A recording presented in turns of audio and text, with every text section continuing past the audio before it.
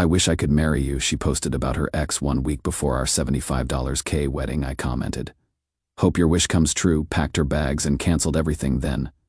The venue called Saturday morning, and the bride screaming inside was not her.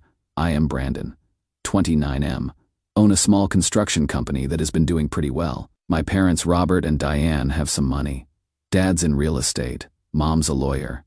They have always been generous, helped me get the business started, and honestly spoiled me growing up. I met Kayla 26F about 2 years ago at a brewery downtown. She is gorgeous, fun, always posting these perfect Instagram pics that get hundreds of likes. We got engaged last year and my parents offered to pay for the wedding since they wanted it done properly. Here is the thing though. My parents never liked Kayla, not because she is a bad person, but they always said something felt off. Mom would make these comments like she sure loves expensive things after Kayla would hint about wanting the new Prada bag or complain that her friends were vacationing in Dubai while she was stuck going to local restaurants. Dad would roll his eyes when Kayla would post those passive-aggressive stories about when your man actually appreciates you whenever I worked late. They were actually planning to skip the wedding altogether, citing a prior commitment that suddenly appeared on their calendar. So our wedding was supposed to be this Saturday. Everything planned out. $75K spent between the venue, catering, flowers, band, photographer, the works. Kayla had been stressed about details all week, but also weirdly nostalgic. She kept talking about closure, and how marriage was such a big step that she needed to make sure she was choosing right. I thought it was normal pre-wedding jitters. Tuesday night, I am on the couch watching the game, scrolling Instagram during commercial breaks. That is when I see it. Kayla posted a photo of some dude I didn't recognize. Tall, skinny guy with a man bun holding a guitar in what looked like a coffee shop. The caption, I wish I could date thinking maybe Instagram glitched. Nope. Still there. Posted 20 minutes ago and already had dozens of comments. Pearl. What? And who is this? But also some hearts and wow reactions that made my stomach drop. I screenshot everything immediately. The post, the comments, the reactions, even her story views. Then I did the only thing that made sense to me in that moment. I commented, hope your wish comes true soon. Within minutes, my phone started blowing up. Friends texting me, bro, WTF is happening? And are you okay, man? But I felt weirdly calm, like everything suddenly made perfect sense. I called my parents, mom, dad, wedding's off. There was a pause. Then dad goes, finally. We knew that girl was trouble. We are taking you to dinner to celebrate. Turns out they had a whole folder of screenshots from Kayla's social media over the past year. Posts about settling versus finding your soulmate, quotes about following your heart even when it is scary, and multiple photos with caption about the one that got away. They had been building a case. I started packing Kayla's stuff into suitcases. She had basically moved in over the past year, so there was a lot. Designer clothes, makeup, that $300 skincare routine, the ring light for her selfies. I packed it all up nice and neat, set the suitcases by the front door. Then I started making calls. Wedding planner first. Hi, this is Brandon Morrison. I need to cancel Saturday's wedding immediately. Liner florist. Band photographer. Each conversation got easier. Most vendors were shocked but professional. I made detailed notes of each call with timestamps. Figured I had need documentation. My parents showed up around 10 p.m. with Thai food and beer. Mom was practically giddy. Honey, we are so proud of you for having the backbone to handle this properly. That is when Kayla came home from her girls' night at 11 p.m. And what happened next revealed just how deep her delusion actually ran. But what she said when she saw those packed bags made me realize I never really knew who I was about to marry. Update 1. Sorry for late update. Phone screen cracked yesterday when I dropped it at the job site. Just got it fixed this morning. The comments telling me I dodged a bullet really helped, because honestly, after what happened, I was starting to question my own sanity. So Kayla comes home, Tuesday night around 11 p.m. She sees the suitcases by the door and freezes. Are we going somewhere for a pre-wedding surprise? I am sitting on the couch with my parents. Empty Thai containers on the coffee table.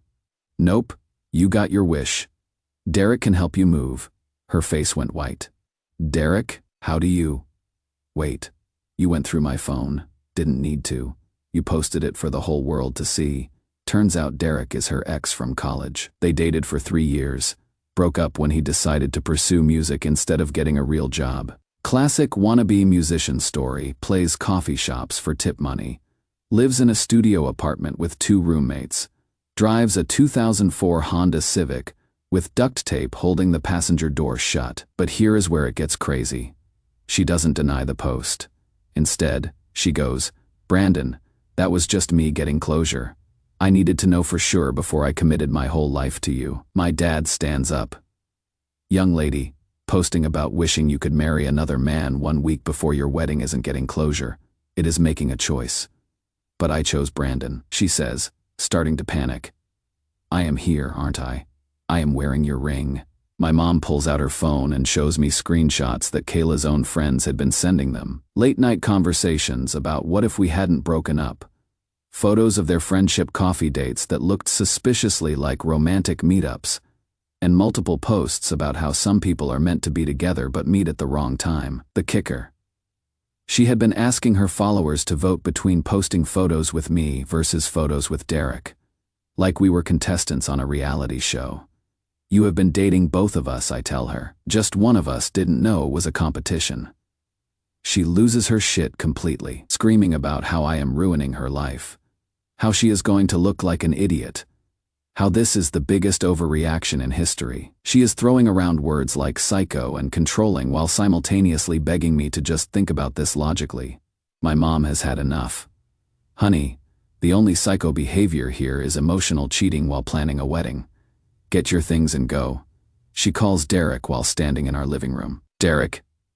Hey, I know it is late, but Brandon found the post and he is completely overreacting. Can you come get me?" I can hear Derek's voice through the phone. "What post, Kayla? What did you do?" Even her backup plan wasn't prepared for her drama. While we are waiting for Derek, she tries everything. Promises to delete all social media. To cut contact with Derek forever. To sign a prenup. To have a small courthouse wedding instead. She offers to pay me back for the wedding costs. To do couples therapy. To prove she chooses me. But here is what really got me. She says, "Brandon, you have to understand. Every woman needs to know she is making the right choice. That is all this was. I needed to explore my feelings before committing forever." "And what did you decide?" I ask. "I decided you are the safe choice. You are stable, you have money, you will take care of me. Derek is just a fantasy." The room went dead silent. Even she realized what she had just said. Derek shows up around midnight in his beat-up Honda. Skinny dude with the man bun from the photo, wearing ripped jeans and a vintage band t-shirt that has seen better days. He looks exactly like you would expect. Nervous, apologetic, carrying a guitar case because of course he does. He helps load her stuff while avoiding eye contact with me. Kayla's still crying, still begging me to reconsider. "Just give me one more chance. I will prove that you are the one I really want." "You already proved who you want," I say. "Now you get to find out if he wants you back." But as they are driving away, Derek rolls down his window and says something that completely blindsided me. "Dude, I am sorry. I didn't know she was still engaged. She told me you guys broke up last month." I watched the Honda disappear into the night, processing this new information. My parents and I finish the beer and watch SportsCenter highlights. Dad keeps shaking his head and muttering unbelievable every few minutes. Wednesday and Thursday were a blur of cancellation calls and awkward family conversations. Most people were supportive once they heard the story. A few tried to play mediator, but honestly seeing everyone's reaction made me realize how messed up the whole situation was. Friday night my buddies took me out to cheer me up. We hit up the brewery where Kayla and I first met, which seemed fitting somehow. They kept buying me drinks and telling stories about their own relationship disasters. Jake said his ex-wife cheated with their couples therapist.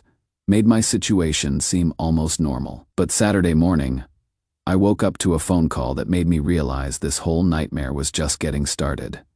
What the venue manager told me had me questioning everything I thought I knew about the woman I almost married. Update 2: Wi-Fi was down all weekend. Landlord finally got the internet company out here this morning. You guys aren't going to believe this shit. Saturday morning, 8 a.m. I am in bed nursing a hangover from the boys' night when my phone rings. It is Maria from the wedding venue. Mr. Morrison, we have a situation. There is a woman here in a wedding dress causing a major disturbance. She is claiming this is her wedding day and demanding we remove the current wedding party. I sit up fast, hangover forgotten. What woman? She says. Her name is Kayla Morrison.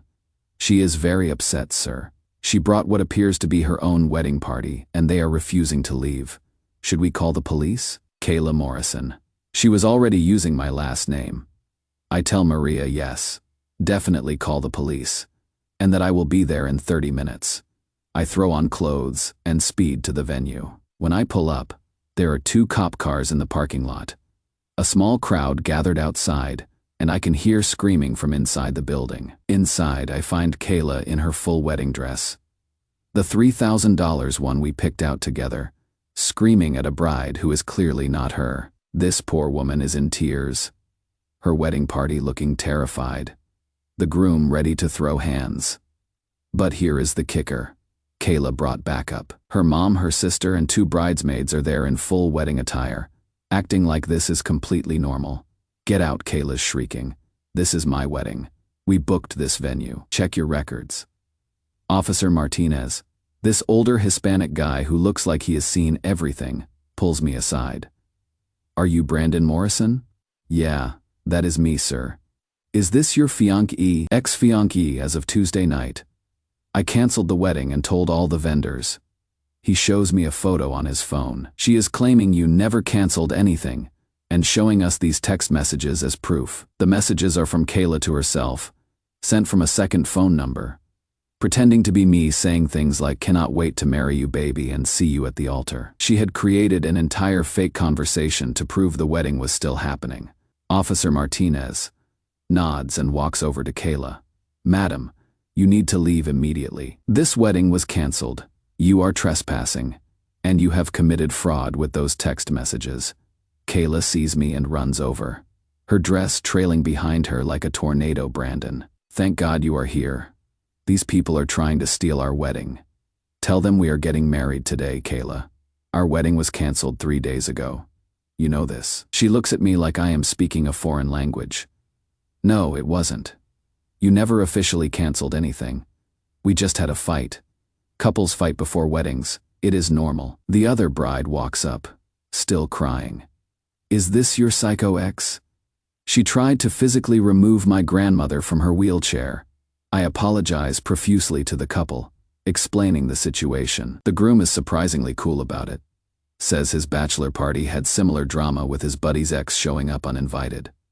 But then he tells me something that makes my blood run cold. She was here yesterday too, he says, around 5 p.m., checking out decorations and telling our wedding planner that there had been a mistake, and she needed to change all the flowers to white roses instead of pink peonies. She had been planning to hijack their wedding completely. Officer Martinez handcuffs Kayla, who is now screaming that she is going to sue everyone, me, the venue, the police, the other wedding party, probably the state of Michigan. This is kidnapping. I have rights. Someone call my lawyer. As they are putting her in the patrol car, she yells, Brandon, you have to come bail me out. We can still have our wedding. I booked the church for next weekend. She booked another venue, without telling me, while living with Derek. I watch the police drive away, then spend the next hour apologizing to the actual wedding party and helping venue staff clean up the chaos. The bride's mother gives me a hug and says, honey, you dodged a nuclear missile there. Around noon, my phone rings. Collect call from county jail, Brandon. Kayla's voice, shrill and desperate. You need to come get me right now. Why isn't our wedding happening? Did you sabotage everything because you are jealous about Derek, Kayla? I told you Tuesday night the wedding was canceled. You moved out. You are living with Derek now. I am not living with Derek. I am just staying there until you come to your senses. This is all a misunderstanding. But then she says something that revealed the full extent of her delusion. Everyone knows you cannot cancel a wedding without both people agreeing. I never signed any cancellation papers. It is still legally happening. She thought. Marriage worked like a lease agreement. Brandon, please. I made a mistake. Okay, a stupid social media mistake that got blown out of proportion. Don't throw away our whole future over Instagram drama. Call Derek for bail money, I tell her. He is your dream husband, remember? Derek doesn't have bail money. His bank account has like $300. I need someone responsible to handle this, even in jail. She was comparing our financial situations. Click that afternoon, I drove to my parents' house. They were grilling in the backyard, acting like it was any other Saturday. Dad flips me a beer and goes, "How would it go at the venue?" I tell them the whole story. Mom starts laughing so hard she nearly chokes on her drink. That girl has completely lost her mind. And the fake text messages, good riddance. But then Dad says something that made me realize how close I would come to disaster. "Son, we hired a private investigator 3 months ago. We have photos of her coffee dates with Derek, screenshots of all her social media activity, and records of her spending patterns. We were going to show you after the honeymoon." They had been building a case file like actual detective work. We spend the rest of the day just hanging out. No mention of what should have been happening. It felt normal for the first time in months, but what I discovered about Kayla's master plan over the next few months showed me that the Instagram post was just the tip of the iceberg. And Derek's confession about what she had been telling him would change everything I thought I knew about the last 2 years of my life. Final update: been dealing with car trouble all week. Long story. Finally got time to update you guys on how this complete shit show played out. So Derek bailed Kayla out Saturday night. Cost him $500, which I later found out was literally his entire savings account plus money borrowed from his roommates. She moved in with him immediately. Had no choice since she couldn't afford her own place without my financial support. But here's where the story gets insane. Derek calls me Tuesday night. "Dude, I need to tell you something. Kayla's been lying to both of us for over a year. Turns out she had been telling Derek that she and I had broken up months ago and were just pretending to be together for family reasons, until after the wedding to avoid disappointing my parents. She said I was gay and using her as a cover, and that she was just playing along until she could escape back to him. Meanwhile, she was telling me that Derek was just a friend who was helping her with emotional closure before our marriage. She was running a full psychological operation on both of us." Derek shows me text message chains going back 18 months. Photos of them together with captions like, "Soon we will be free to be open about us." Plans for them to move to Nashville after my fake wedding so he could pursue music while she pursued Instagram influencing. The financial reality hit them within 2 weeks. Derek's musician career consists of playing acoustic sets at coffee shops for tip money. On a good night, he might make $50. His day job is stocking shelves at a grocery store for $15 fay-her. Total monthly income, maybe $1,200 on a really good month. Kayla's monthly expenses, over $3,000. Designer clothes, expensive skincare, gym membership, lease on her BMW student loan payments, credit cards. She was used to me covering most of her lifestyle while she worked part-time at a boutique for fun money. The fight started immediately. Derek's roommates got tired of Kayla taking 2-hour showers and leaving her ring light set up in the living room for content creation. She got mad that Derek's idea of a nice dinner was Taco Bell. He got mad that she expected him to pay for everything while calling him broke. My buddy Jake works at the grocery store where Derek stocks shelves. He says, Derek looks miserable, constantly stressed about money. Kayla shows up sometimes to complain about their living situation loud enough for other customers to hear. "This is temporary," she will announce. "We are moving to Nashville as soon as Derek gets serious about his music." Meanwhile, I took the money my parents saved for wedding expenses and bought a plane ticket to Europe. Spent 3 weeks traveling through Italy and France, posting pictures of amazing food and beautiful cities. Best trip of my life. When I got back, I met Melissa through a friend at work. She is a doctor, has her own money, drives a practical Honda, and thinks spending $200 on a purse is ridiculous. My parents love her immediately. Mom calls her exactly what we hoped you would find. First time Melissa met them, she brought homemade cookies and asked about their careers instead of their investment portfolio. 5 months after the canceled wedding, my private investigator contacts me. Kayla had been posting on social media about being pregnant, but here is the kicker. She was tagging both me and Derek in posts about father-to-be, creating confusion about who the father was. Derek thought I might be the father. Random followers thought we were in some kind of polyamorous situation. 8 months after the canceled wedding, guess who shows up at my office? Kayla, 6 months pregnant, with Derek nowhere in sight. Brandon, I made a terrible mistake. I realize now that you were the stability I needed. Take me back, and I will raise Derek's baby like it is yours. We can be a family. I am sitting there looking at this woman I almost married, pregnant with another man's child, asking me to be a stepdad to her ex-boyfriend's baby because she cannot handle the financial reality of her choices. I dodged one bullet. I tell her, I am not looking to catch another. She starts crying about how Derek abandoned her when she told him about the pregnancy, claiming he wasn't ready for responsibility. How she has had to move back in with her parents. How she is working retail to pay bills and can barely afford prenatal vitamins. You always took care of me, she sobs. You understood me better than anyone. You know, I was just confused about Derek. It was just nostalgia. No, I say. You knew exactly what you were doing. You just thought you could have both. She pulls out her phone and shows me Derek's new Instagram. He has posted photos with a different girl, calling her his real soulmate, and talking about their move to Portland to start fresh. Apparently musicians have a type, see, Kayla says desperately. He moved on immediately. I meant nothing to him. You are the one who really cared about me. Derek moved on because he found out you were lying to him for 18 months. Same reason I moved on. She leaves empty-handed. My coworker who witnessed the whole thing goes, dude, that was some serious bullet-dodging skills. Last month I married Melissa in a small ceremony at my parents' house. 20 people. Backyard barbecue. My mom's homemade cake. Cost us maybe $2,000 total and it was perfect. No Instagram announcements. No designer dress drama.